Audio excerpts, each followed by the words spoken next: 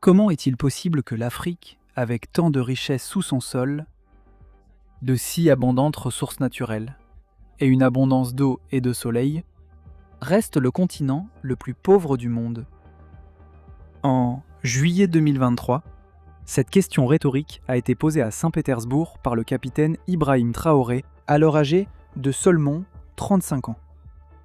Et 10 mois après avoir pris le pouvoir au Burkina Faso. Cela visait à justifier le rapprochement de son pays avec la Russie et sa rupture de plus en plus conflictuelle avec l'Europe.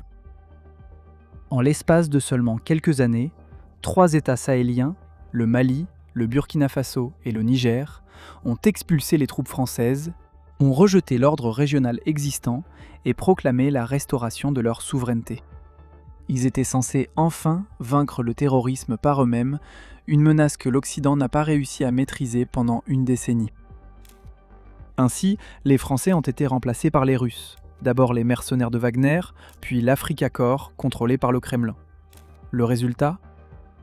Aujourd'hui, les groupes djihadistes s'emparent de plus en plus de territoires. Les juntes contrôlent de moins en moins leur propre pays, tandis que les forces russes subissent leurs pertes les plus lourdes en Afrique depuis que Moscou a commencé à s'étendre sur le continent.